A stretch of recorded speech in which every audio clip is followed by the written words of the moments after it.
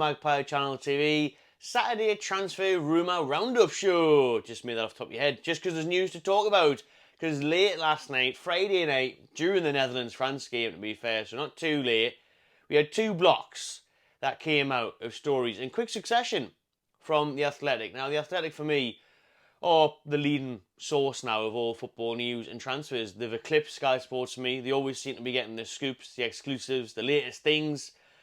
And David Ornstein is at the head of that operation. And he said last night, whenever it was, 8 o'clock, 9 o'clock, about Michael Olise, the Crystal Palace right winger's future. It's been up for grabs now all summer. He nearly joined Man City last year. Ornstein himself reported that Newcastle, Chelsea and Bayern Munich were in talks with the player after Palace gave them permission to speak to the star. And he's chosen Germany. Surprisingly, he's turned down Chelsea. Now, I always said this was going to be a really tough one to get done. Literally did a video on him, was it yesterday or the day before, saying Olise would be my dream summer signing. I think he's quality on that right wing. Skill, the flair, the goals, the assists. He's got the full package. 19 games last season in the Premier League, double figures for goals and assists. You know, top talent at, what is he, only 21, something like that. So, I would have loved him at Newcastle United. Of course I would have. However, when you're battling the likes of Chelsea for his signature and Bayern Munich, I didn't think he'd go to Germany, to be honest. I thought he'd want to stay in the Prem. I thought he'd like that switch to London a bit more. Head over to Chelsea, not far from him, and have the lavish lifestyle there as well. Continue that capital living and to play at Chelsea and all the rest of it. But Chelsea are actually changing the way they operate now, apparently. They wouldn't reach his demands. They wouldn't be held to ransom. Apparently the new structure at Chelsea this summer with Enzo Maresca, their new coach, and still mad Todd Bowley as owner, they're going to switch things up and start to calm down a bit on the spending, particularly the wage bill. We know that Todd, when he first came in, was just giving people 10-year contracts on massive money. Apparently he's going to switch things up now. He's not doing that. So Olise, they were in talks, but they couldn't match his demands. They didn't want to pay his wages. Bayern Munich, on the other hand, were very happy to do so. Now, Bayern Munich have been surpassed in the last season by Xabi Alonso's Invincibles. The Bayer Leverkusen side beat them to the league. So they're responding. You know, that Musiala, Leroy Sané, Harry Kane, the list goes on. Not good enough. Not enough. We need Michael Olise as well. So listen, Michael Olise has chosen to go over to Germany.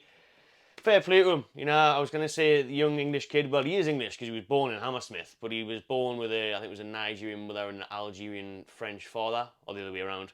Either way, he chose to play for France. Didn't get picked for the Euro squad. He is playing in the Olympics next month, though.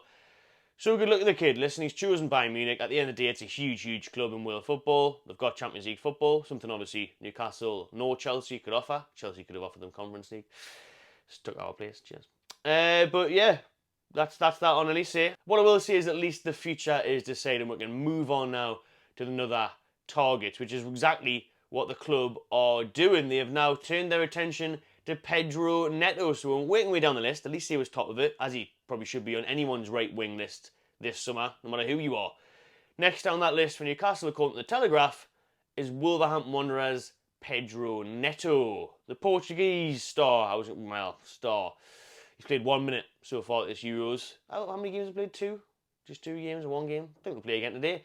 But yeah, he's only played a minute, and the problem is with Neto, it's a big gamble. It's a £60 million gamble because of the lack of minutes that he's played in recent times for club and country. Now, I really like Pedro Neto. I really do. He's a top player. Great player on his day. I don't need no more injury-ridden players at the Toon. That's the last thing I want. Honestly, 50 to 60 million is the price tag. Us and Man City are linked with him. Man City can afford it. Well, 1, because they just smash cash no matter what. 2, because they'll be able to rotate him, so they'd probably be able to manage his minutes a lot better. Newcastle would be demanding this bloke to be playing week in, week out. Would want what Anthony Gordon brings on the left. Consistency, fitness. Would want that on the right-hand side as well. We already struggle with Isaac and Wilson and everything down the middle, but don't need 2 of the 3 to be bloody injured all the time. I'd even like this move. Now, obviously, if he signs, I'd be backing him and I'd say, well, tell you what, he's got Premier League experience. He's been brilliant. You know, he's got a good goal in him. He can cut in on his left. He's both-footed, so he can play on the right, play on the left. What we see a lot with Wolves is he'll pace for fun down the right-hand side, cut in on the left, find the bottom corner, find the top corner. He's very good at that. He is. His goal scoring record's not amazing, though. His assists and that, they're both decent, but they're not like Olise's, where he was like, wow, this bloke finds the back of the net. Neto can still do the same. Neto can cut defenders open. I mentioned his pace. That's for me is his highlight. He's got electrifying pace. He really does burn down that right-hand side, all the left, causing nightmares for full-backs, creating opportunities for that, getting in the box. An absolute handful. A real difficult player. So I like him. I mentioned the Premier League experience and whatnot, and I think Newcastle will go down that avenue. I know a lot of people now are crying out for Nico Williams and stuff after seeing him at the Euros. That price tag's going to go up and up. Apparently he's got a release clause. People say 42, 62. I'd love Nico Williams now. You know what I mean? He was already highly sought of before the Euros. Now he's shining there in Germany for Spain. That's going to go up if they can get him a new deal, or the demand will be there to sign him. But I think, we know what Eddie Howe's like. He likes a bit of Premier League experience. That's what happened in the last window with the likes of Harvey Barnes signing. So I think we'll go with Premier League experience. I don't think it'll be Pedro Neto. I think it's a bit of a smoke screen, this one, the Neto deal. I just think 50 to 60 million for a player with all these injuries. Injury record on your screen there now. Look at that. Over 100 days missed through injury. He had that really bad, was it a knee injury in like 2020, 2021? Since then, he's just picked up that again. He's picked up the other injury, the other hamstring, the other... He's had... I've seen him twice go off knackered against Newcastle in person. I think both of them were last season. So, the injury record is there to be seen. It's a huge gamble. I don't think we've got 50 to 60 million to gamble on someone who we'd probably come in, play against Southampton on his debut, score 2 goals, assist 1, and then get injured for 3 months. I can't be dealing with that. No, can't be dealing with it. Not ideal. Like I say, I think it's a smokescreen. Newcastle United will be going with someone else. I hope it's Bryan Mbeumo. I do. This name isn't getting linked that much, which is a good thing normally. I think he suits us to the bone. He's got that Premier League experience that Eddie Howe in the club wants. He's got goals and assists. He can do what I've just said about Neto, where he can cut in, but he's predominantly more right-footed, which would be nice to have a right winger that can use the right foot. That would make loads of sense. And then he's also got versatility, because he can play along that front three as well, especially as a striker, which Eddie Howe likes, because that's what he said Anthony Gordon would do last summer. He said, oh, well, if Wilson is injured, Gordon's our number 9. He's done it for England under 21s. We've seen a bit of that throughout the season. And Mbeumo slotted in for Ivan Toney when he was out with his betting suspension, so he's played down the middle before and done well, scored a few goals. I really like Mbeumo. I do. I think he's still got the time on his side as well. He's a decent age. For me, he's a handful. He's a threat. And he knows at the back of the net, and that's what I want most from my attackers, funny enough. Yeah, I don't want this. Oh, we only graph sound, we're tracking back. Funny enough, and Mbeumo does that as well. So it's perfect, because the problem with Neto is, in our system, our intensity is our identity, according to Eddie Howe. He's going to get injured all the time.